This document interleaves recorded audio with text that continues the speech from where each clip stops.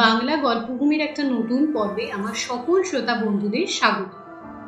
আশা করছি আপনারা সকলে ভালো আছেন, সুস্থ আছেন। আমি রিয়া। আজকে আমি আবার একটা নতুন গল্প নিয়ে চলে এসেছি। আজকের গল্প দুই নারী, লিখেছেন সুচিত্রা ভট্টাচার্য। গল্পটা শুরু করার আগে আপনাদের সকলের কাছে আমার বিনীত অনুরোধ, প্লিজ আমার চ্যানেলটাকে সাবস্ক্রাইব করবেন আর লাইক, শেয়ার, কমেন্ট করতে একদম ভুলবেন না। চলুন তাহলে আজকের গল্প দুই নারী শুরু করা যাক।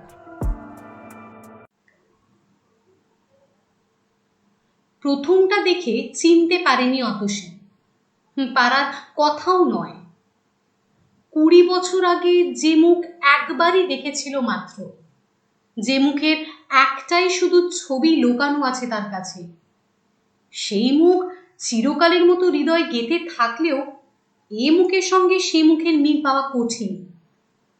হঠাৎ দেখলে মনে হয় ভর দুপুরে কোনো গরিব দুঃখী সাহায্যের জন্য এসেছে বুঝি, প্রায় যেমন আসে। সেই রকমই জীর্ণ শীর্ণ চেহারা, চোখের তলায় ঘন কালো ছোপ, ভাঙা লম্বাটে মুখ, গায়ের চামড়া খসখসে, কণ্ঠার হাড় দুটো বিকট রকম উঁচু হয়ে আছে, মাথায় ভরা রুক্ষ চুল এলোমেলো, খোয়াটে শরীর ঘিরে জড়ানো হলুদ পাড় সাদা তাঁতের শাড়িটার দশাও দিনহীন। তবু সব কিছু সত্ত্বেও মহিলার মুখ চোখে এক ধরনের আভিজাত্য আছে। বোঝা যায় অবস্থার ফেরেই দরজায় দরজায় ঘুরতে হচ্ছে মহিলাকে। আতসী জিজ্ঞেস করল, কি চাই? ক্লান্ত মুখে শোকানো হাসি ফুটিয়ে, আমাকে চিনতে পারছেন? আতসী থতমত খেল সামান্য। না, মানে ঠিক কে বলুন তো? আমি তন্দ্রা। তন্দ্রা? তন্দ্রা? ছোট এক ফোঁটা নাম, দুটো মাত্র শব্দ, তবু তবু এখনো এতদিন পরেও কি তীব্র বিষ তাতে। অতসী নতুন করে সেই বিষ ছবল খেল যেন। প্রায় সঙ্গে সঙ্গেই ছিটকে সরে গেছে কয়েক পা। আশ্চর্য, এতক্ষণ কেন চিনতে পারেনি? সেই তো, হ্যাঁ সেই, ওই তো সেই নীলচে চোখ, নীলচে নয় কটা, ওই তো দিগন্তের আকাশের মতো সেই নতমুখী দৃষ্টি, ছলনা মাখা, ওই তো অতসীর সব অহংকারকে পিষে দেবার পাতলা ট্যাপা ঠোঁট, ঠোঁটের কোণে ছোট্ট বাদামি তিল, সবই রয়েছে। অতসীর গলা আপনা আপনি কঠোর হয়ে গেল। তুমি তুমি কি জন্য এখানে এসেছো? তন্দ্রা ঢোক গিলল, শুকনো হাসিটা ঠোঁটে লেগেই আছে। আপনার কাছে একটু দরকারে এসেছিলাম। তোমার সাহস তো কম নয়। তন্দ্রার গলায় তবুও কাতর অনুনয়। একটু যদি সময় দেন। আমার সময় নেই, তুমি এখন আসতে পারো। আতসী মুখের ওপর দরজাটা বন্ধ করে দিচ্ছিল প্রায়। আচমকা তন্দ্রা ভুল পাল্টেছে। অতসীকে স্তম্ভিত করে দিয়ে আধভোজা পাল্লা দুটো চেপে ধরেছে শক্ত হাতে। আমি কিন্তু ফিরে যেতে আসিনি, আপনার সঙ্গে কথা বলতে এসেছি। আমি তোমার সঙ্গে একটি কথাও বলবো না। তাতে তাতে কিন্তু কোনো লাভ হবে না। তন্দ্রার গলার আওয়াজ অসম্ভব শান্ত, অথচ কি উদ্যত। আজকে না শুনলে আমি আবার আসব, বারবার আসব। সেটা নিশ্চয়ই আপনি চাইবেন না। দরকার হলে আপনার ছেলের কাছেও যেতে পারি আমি। অতসীর এবার বাকরোধ হবার পালা। তন্দ্রা কি অতসীকে ভয় দেখাতে এসছে? এতদিনকার গোপন কথাগুলো সব ফাঁস করে দেবার ভয়? কি বা বলতে চায় এখন? এতদিন ছিলই বা কোথায়? অতসীর বুকের ভেতরটা আচমকা হুহু করে উঠল। অনেক কষ্টে সংযত করল নিজেকে। গলার কঠিন ভাবটাকে তবু কাটানো গেল না। তুমি কি ব্ল্যাকমেল করতে এসেছো আমাকে? তন্দ্রার মরিয়া ভাব যেমন দুম করে এসেছিল, তেমনই দুম করে মিলিয়ে গেছে। দরজার পাল্লা ধরে থাকা তার হাত দুটো ক্রমে শীতল হয়ে এলো। উত্তেজনায় হাঁপাচ্ছে, হাঁপড়ের মতো। হাঁপাতে হাঁপাতেই মাথা নাড়ল দুদিকে। অতসীর চোখ তবু তীক্ষ্ণ। কি চাও? একটু একটু বসতে দেবেন, মাথাটা ঘুরছে। কক্ষনো না। বলতে গিয়েও অতসী চমকেছে। তন্দ্রা সত্যি সত্যি টলছে, গোটা শরীর কাঁপছে মৃদু মৃদু। একটা মানুষ, সে যেই হোক না কেন, তারই দরজায় অজ্ঞান হয়ে পড়ে থাকবে আর সে নিশ্চিন্তে দরজা বন্ধ করে দেবে? তন্দ্রাকে দেখতে দেখতে মুহূর্তের মধ্যে কথাগুলো ভেবে নিচ্ছিল অতসী। ভাবতে ভাবতেই সিদ্ধান্ত নিয়ে ফেলল। বিরস মুখে দরজা ছেড়ে দাঁড়িয়েছে। এসো, ভেতরে এসে বসো। ঘরে ঢুকেই তন্দ্রা বসে পড়েছে সামনের সোফাটাতে। জোরে জোরে শ্বাস নিচ্ছে। হাঁপানি টাপানি আছে নাকি? অতসী ঘরের কোনায় গিয়ে ফ্যান চালিয়ে দিল। সুইচ বোর্ডের সামনে থেকেই জিজ্ঞেস করলো, জল খাবে? তন্দ্রা খুব আস্তে আস্তে মাথা নাড়ল। বাইরের ঘর থেকে ভিতরে ঢুকে অতসী আবারও দ্রুত চিন্তা করে নিচ্ছিল। একটু পরেই খুকুরা এসে পড়তে পারে। খুকু আর তার শাশুড়ি, ওদের সঙ্গে বিকেলে আজ বাবলার জন্য সম্বন্ধটা পাকা করতে যাবার কথা। এক্ষুনি যদি ওরা এসে পড়ে, তন্দ্রাকে দেখে খুকি যদি জানতে চায় ইনি কে মা, কিংবা খুকির শাশুড়ি, অতসী অতসী কি উত্তর দেবে? চিনি না। তার মধ্যেই হয়তো তন্দ্রা সবিস্তারে পরিচয় দিয়ে দেবে নিজে। দিতেই পারে। তন্দ্রার মতো মেয়ের পক্ষে কিছুই অসম্ভব নয়। ফ্রিজ থেকে জলের বোতল বার করে অতসী নিজের গলাতেই ঢেলে নিল খানিকটা। এ সময় প্রতিদিন বাড়িঘর যেমন থাকে তেমনই নির্জন। রাত দিনের কাজের মেয়েটা বোধহয় ছাদের ঘরে ঘুমোতে গেছে। অতসী এখন রোজকারের মতোই একা। একাই, কবেই বা একা ছিল না। স্বামী, সংসার, সন্তান সবকিছু থেকেও তো চিরকালটা একদম একা সে। স্বামী যখন বেঁচে ছিল তখনও, যখন নেই তখনও। ছেলেমেয়েরাই বা কতদিন আর শুধু মায়েরই থাকে। জলের বোতল হাতে নিয়ে অতসী বাইরের ঘরে ফিরল। লম্বা সোফায় শরীর ছড়িয়ে চোখ বুজে পড়ে আছে তন্দ্রা। রোগা শরীরটা গুটিয়ে কেমন ছোট্ট হয়ে গেছে, এখনো কাঁপছে থিরথির করে। অতসীর নজরে পড়ল তন্দ্রার চুলগুলো প্রায় সব পেকে গেছে। মুখে দাগ পড়েছে বয়সে। ক্ষণিকের জন্য অতসী স্থির। কত বয়স হলো তন্দ্রার? অতসীর থেকে বেশ ছোট, কম করেও বছর পাঁচেক তো বটেই। খুব বেশি হলেও তন্দ্রা এখন 44 কি 45। এর মধ্যে এত বুড়িয়ে গেল কি করে? কিসের অভাব? টাকা পয়সা না সঞ্জয়ের? অতসী বুঝতে পারছিল না। পারছিল না বলেই আরো রাগ বাড়ছিল তার। সঞ্জয়ের অভাবে কেন হবে? সঞ্জয়ের অভাবে যদি কারোর ক্ষয়ে যাবার কথা থাকে সেটা তো অতসীরই। অথচ অতসী এই 50-এও দিব্যি সুস্থ সবল। তাকে দেখে কেউ বলবে না তার মেয়ের বিয়ে হয়ে গেছে বা তার ছেলের বিয়ে হবে হবে। অতসী টেবিলে জলের বোতলটা রেখে আলতু ধাক্কা দিল তন্দ্রাকে। এই, কি হলো তোমার?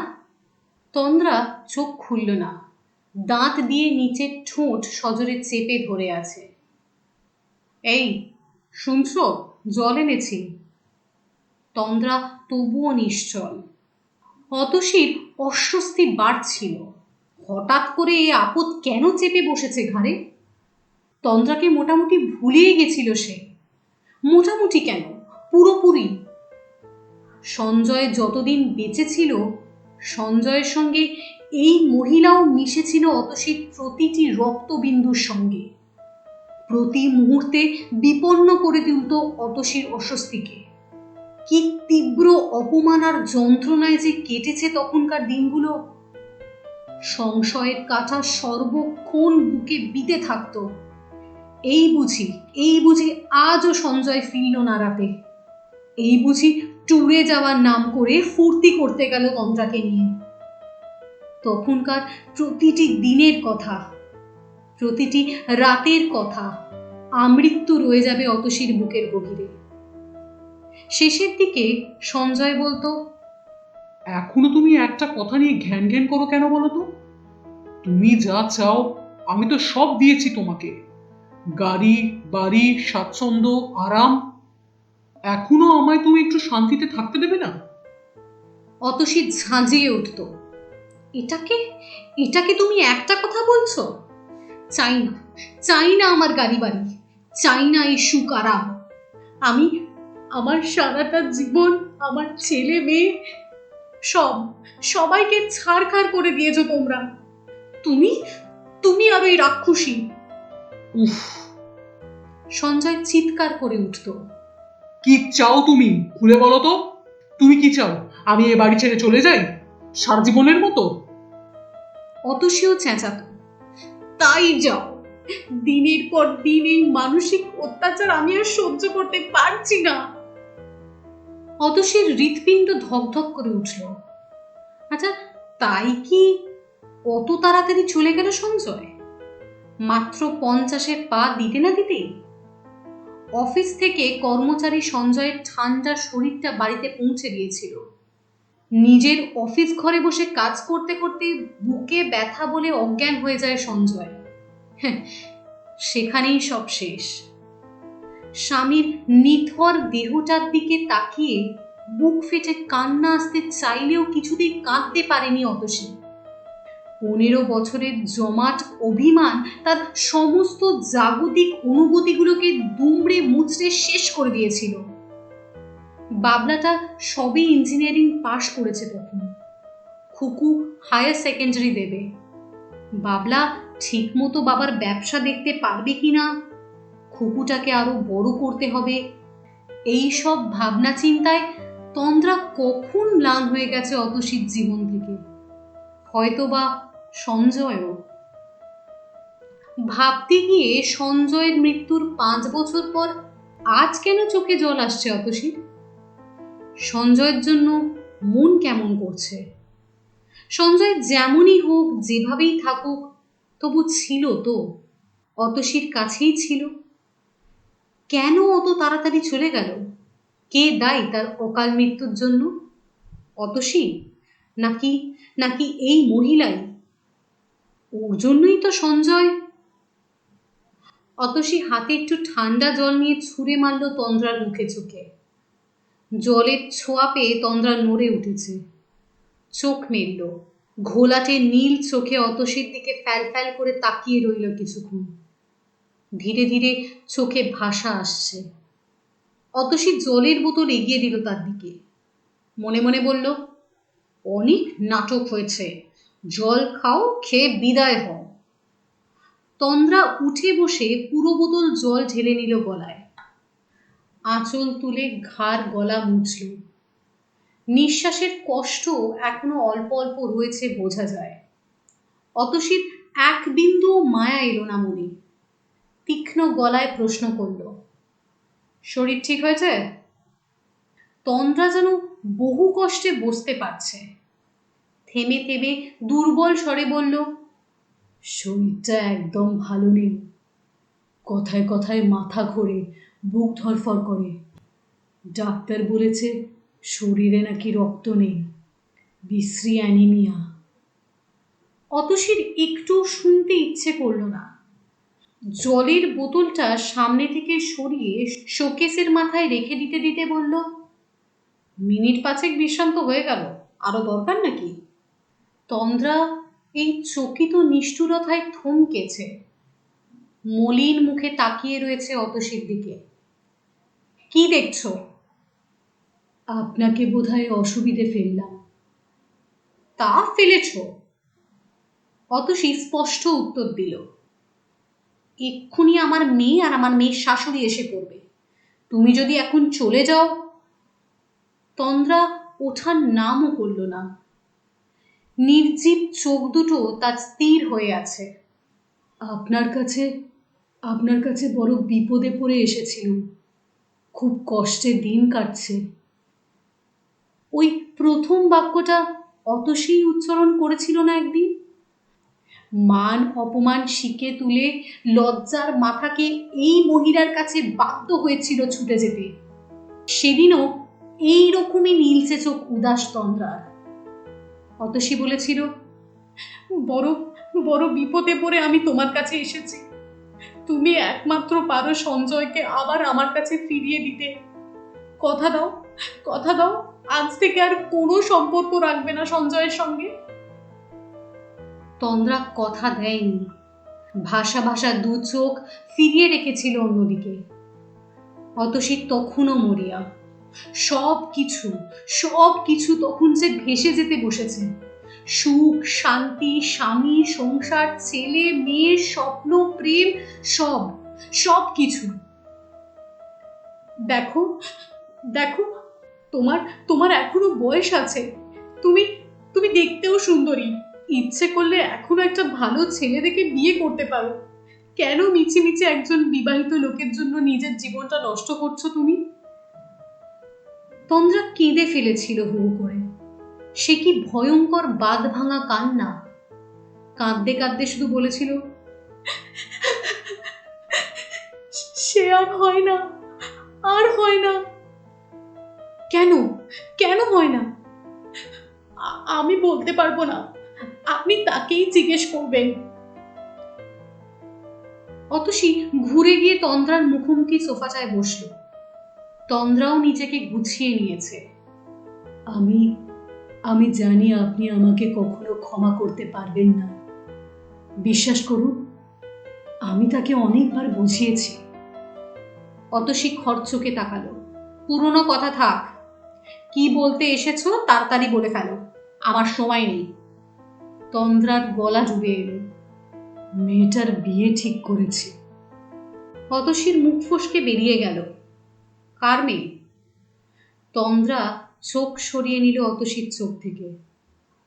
আমার মেয়ে। ও, ভালো তো। কত বড় হয়েছে সে? বলতে বলতে অতসী নিজেই মনে মনে হিসেব করে নিচ্ছিল। 15 আর 5 20, না, তার একটু কমই, 19 বছরের মতো হয়েছে এখন। তন্দ্রা বলল, ছেলেটা ভালো, একটা প্রাইভেট কোম্পানির জুনিয়র অফিসার। বৈশাখেই দিন স্থির হয়েছে। বেশ। অনেক খরচা, কিছুই জোগাড় করতে পারছি না। আপনি যদি... এতক্ষণে তন্দ্রার আসার কারণ জলের মতো পরিষ্কার। অতসী ঝপ করে উঠে দাঁড়ালো। আমি কি করতে পারি? তন্দ্রা উঠতে গিয়েও বসে পড়েছে। জানি আপনি আমাকে খুব নির্লজ্জ ভাবছেন, ভিখিরি ভাবছেন। আমার সত্যিই আর কোনো উপায় নেই। কেন? তুমি এখন আর চাকরি করছো না? না, সে তো কবেই ছেড়ে দিয়েছিলাম। মেয়ে হবার পরপরই ওই জোর করে ছাড়িয়ে দিয়েছিল। তাই নাকি নিজেরই তখন সমাজে মুখ দেখাবার উপায় ছিল না? সে আপনি যা খুশি ভাবতে পারেন। তন্দ্রা কপালে হাত রাখল, মুখের ওপর উড়ে আসা চুলগুলোকে সরাচ্ছে। ও অবশ্য যতদিন বেঁচে ছিল আমার কোনো অভাব রাখেনি। তার মধ্যেই তো বেশ গুছিয়ে নিয়েছিলে। তন্দ্রা গায়ে মাখল না ব্যঙ্গটাকে। বিড়বিড় করে বলছে, তা যদি পারতাম। সে চলে যাওয়ার পর কিভাবে যে কেটেছে 5টা বছর, কি করে বড় করেছি মেয়েটাকে। বারবার তন্দ্রার মুখে সঞ্জয় সম্পর্কে ও সে সর্বনামগুলো সহ্য হচ্ছিল না অতসীর। বিরক্ত মুখে কথা ঘোরাতে চাইল। কত টাকা দরকার? তন্দ্রাও ফিরল কাজের কথায়। হয়তো বা অতসীর প্রশ্নে উৎসাহিত হলো একটু। সে তো অনেক, গয়নাগাঠি কিছুই নেই। অন্তত 1050 যদি দেন। মুন্নিরও তো তার বাবার সম্পত্তিতে কিছু অধিকার আছে। তন্দ্রার শেষ কথাটা শেল হয়ে বিঁধেছে বুকে। অতসী টান টান হলো, তুমি কি অধিকার ফলাতে এসেছো? কথাটা বলে ফেলে তন্দ্রাও বোধহয় বুঝেছে বলাটা ঠিক হয়নি। আরও বিনীত ভাব তাই এনেছে গলায়। না না, আমি আপনার কাছেই এসেছি। আমি যদি না দিই? তন্দ্রা চুপ। অতসীর মনে হলো তন্দ্রা নতুন করে শান দিচ্ছে তার অস্ত্রগুলোতে।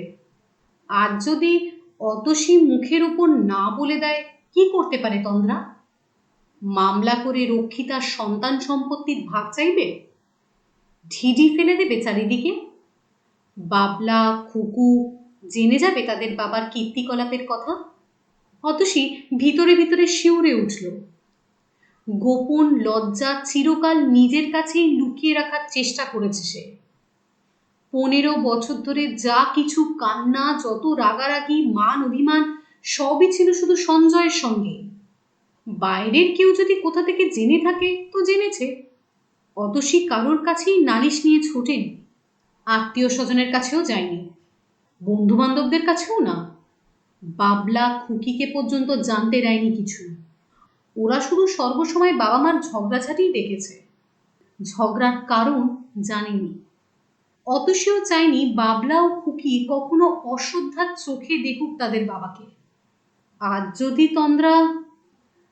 তন্দ্রা অবশ্য সে ধরনের প্রসঙ্গ আনলো না।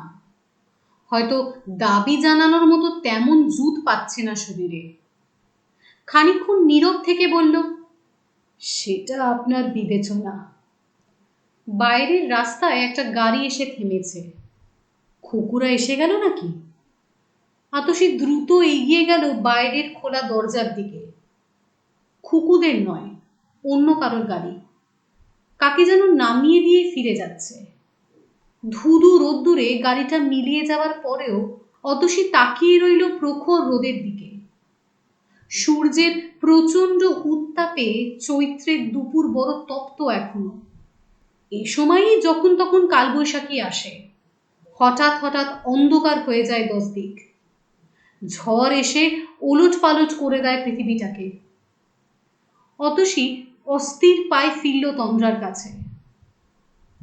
তোমাকে একটা কথা জিজ্ঞেস করব? বলুন। তুমি কি শুধু আমার বিচার বিবেচনা জানতে এসেছো, নাকি আইনের হুমকি দিতে এসেছো? বেশ কিছুক্ষণ ঠান্ডা ছাওয়ায় বসে অনেকটা ধাতস্থ হয়েছে তন্দ্রা। অনেকক্ষণ পর হাসলো আলগা ভাবে। আলগা কিন্তু ধারালো খুব। চেহারা ভেঙে গেলেও হাসির ভঙ্গিটা তার এখনো আগের মতো। হাসি বা কান্নার চেহারা বোধহয় বদলায় না কখনো। সব বয়সে সর্ব অবস্থায় হাসি কান্নার রূপ একই রকম। তন্দ্রার হাসি মাখা যে ছবিটা অতসীর কাছে এখনো আছে, সেই হাসির সঙ্গে এই হাসির তেমন তফাৎ নেই। ছবিটা আচমকাই একদিন সঞ্জয়ের জামার পকেটে আবিষ্কার করেছিল অতসী। মনে একটু খটকা লাগলেও তখনও সন্দেহকে পাত্তা দেয়নি তেমন ভাবে। 10 বছরের বিবাহিত জীবন একদিনের ঝড়েই ওভাবে তছনছ হয়ে যাবে কে জানতো। খুকুটা তখনও স্কুলে যাওয়া শুরু করেনি। বাবলা 7 কি 8। সঞ্জয় অফিস থেকে ফিরতে সোজামণি অতসী প্রশ্ন করেছিল তাকে, এই ছবিটা কার গো? সঙ্গে সঙ্গে সঞ্জয় চমকে উঠেছিল। তুমি ও ছবি কোথায় পেলে? সেই মুহূর্তে সঞ্জয়ের মুখ চোখে, সঞ্জয়ের স্বরে এমন কিছু ছিল যাতে অতসীও চমকেছিল। চকিতে ছবিটাকে লুকিয়ে ফেলেছিল পিছনে। তোমার শার্টের পকেটে ছিল। সঞ্জয় বলেছিল, তুমি আমার জামা প্যান্ট ঘাঁটো নাকি আজকাল? অতসী হতবাক। ঘাঁটতে যাব কেন? কাচার জন্য বের করেছিলাম। ছবিটা আমাকে দাও। আগে বলো কে মেয়েটা? আমাদের অফিসে কাজে ঢুকেছে। তার ছবি তোমার পকেটে এলো কি করে? আমাকে কি তুমি জেরা করছো? না, জানতে চাইছি। আমিই রেখেছি। সঞ্জয় চিরকালই এরকম স্পষ্টবাদী। নিজের গোপন অপরাধগুলোকে চিরদিন স্পষ্ট ভাষায় জানিয়ে দিতে কখনো দ্বিধা করেনি। আজকাল মাঝে মাঝে অতসীর মনে হয় অত সত্যবাদী সঞ্জয় না হলেই পারত। অতসী বহু যন্ত্রণা থেকে মুক্ত থাকতে পারত তাহলে। জীবনে বোধহয় কিছু কিছু নিষ্ঠুর সত্য অজানা রয়ে যাওয়াই ভালো। অতসী সোজাসুজি তাকালো তন্দ্রার দিকে। খুকুরা এসে পড়ার আগে তন্দ্রার সঙ্গে একটা বোঝাপড়া করতে চায়। তুমি কিন্তু আমার প্রশ্নের জবাব দিলে না। তন্দ্রার হাসি মুছল। কি বলি বলুন তো? যা সত্যি তাই বলবে। সত্যিকে কি মেনে নিতে পারবেন আপনি? কি বলতে চাও খোলাখুলি বলো। আড়ষ্টভাবে সোফায় হেলান দিল তন্দ্রা। মুখ উঁচু করে কয়েক সেকেন্ড পাখার বাতাস টানল বুকে। যদি বলি আপনার কাছ থেকে আমি দুটোই চাই, বিবেচনা আর আইনের বিচার দুটোই। কি হিসেবে? হিসেব বুঝি না, যা মনে এলো বললাম। হয়তো আপনি যেমন বাবলা খুকুর মা, আমিও তেমনি মুন্নির মা, সেই হিসেবে। অতসী ধৈর্য হারালো। বেশ জোরেই বলে উঠল, না, বাবলা খুকুর নাম তুমি মুন্নির সঙ্গে উচ্চারণ করবে না। বাবলা খুকু আর মুন্নি এক নয়। তন্দ্রা একটু উত্তেজিত হলো না। দেখলেন তো, আপনি সত্যিটাকে মেনে নিতে পারলেন না। আপন মনে বলে চলেছে, অনেক ঘটনা থাকে যা মানুষ না চাইলেও ঘটে যায়, কিংবা ভুল করেও হয়ে যায় অনেক কিছু। কখনো কখনো পরিস্থিতির ওপর কারোর কোনো হাত থাকে না। বলতে বলতে আরো গলা নামিয়েছে। একদিন আপনাকে বলেছিলাম আমার উপায় ছিল না। সত্যিই তো উপায় ছিল না। মাটি কি ইচ্ছে করলেই তার ফসল উপড়ে ফেলে দিতে পারে? আপনি কি পারতেন? আপনিও তো বাবলা খুকুর মুখের দিকে তাকিয়ে। আমার কথা এখানে আসে না। অতসী তর্ক করে উঠল, আমি সঞ্জয়ের স্ত্রী ছিলাম। আমার একটা সামাজিক পরিচয় ছিল। ওইটুকুনি যা তফাৎ ছিল আপনার সঙ্গে আমার। কথা নয়, কথার ভেতর দিয়ে আস্তে আস্তে যেন ঘোরে ডুবে যাচ্ছে তন্দ্রা। আপনাকে আপনাকে ছেড়ে সে আমার কাছে চলে আসেনি, আমাকে ছেড়েও আপনার কাছে ফেরেনি। কেন ফেরেনি কখনো ভেবে দেখেছেন কি? কেন আপনার পাশে শুয়েও সে আমার কথা ভেবেছে? আমাকে ছেড়ে চলে গেছে আপনার বিছানায়। অতসী থমকেছে এতক্ষণে। এ কি হেয়ালি তন্দ্রার! তন্দ্রা থামছে না, যেন নিজের কাছে প্রশ্ন করে নিজেই উত্তর দিয়ে চলেছে। কারণ তার চোখে আমি আপনি সমান ছিলাম। আমি না হয় অন্য কেউ হতে পারত, কিংবা আপনি না হয়ে আর কেউ।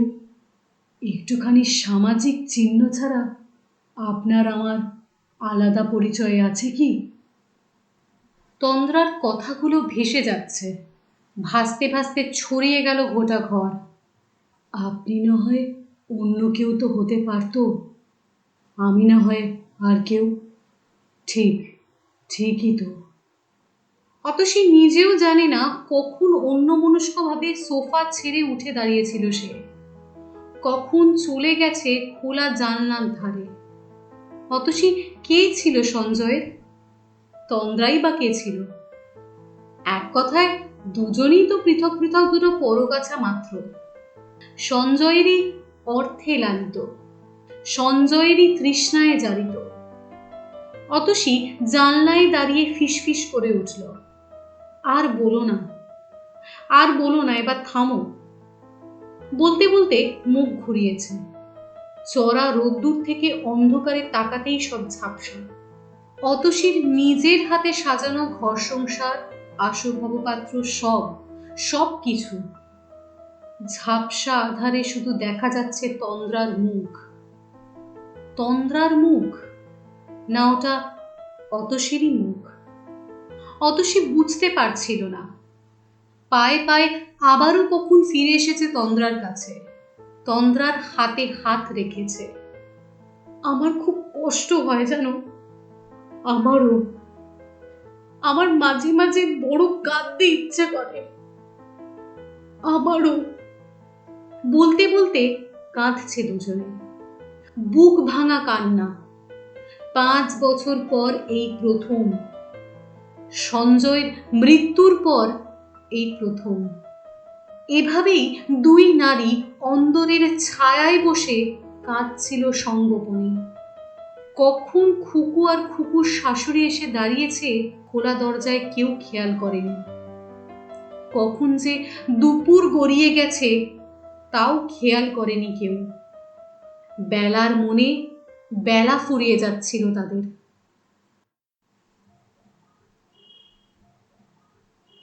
আজকে আপনারা যে গল্পটা শুনলেন সেটা লিখেছেন সুচিত্রা ভট্টাচার্য। গল্পের নাম দুই নারী। আশা করছি আপনাদের গল্পটা খুবই ভালো লেগেছে। যদি ভালো লেগে থাকে তাহলে আমার চ্যানেলটাকে প্লিজ সাবস্ক্রাইব করুন। আমি আবার ফিরে আসবো একটা নতুন গল্প নিয়ে। গল্পটাকে শেষ পর্যন্ত শোনার জন্য অসংখ্য ধন্যবাদ। আপনারা সকলে ভালো থাকবেন, সুস্থ থাকবেন।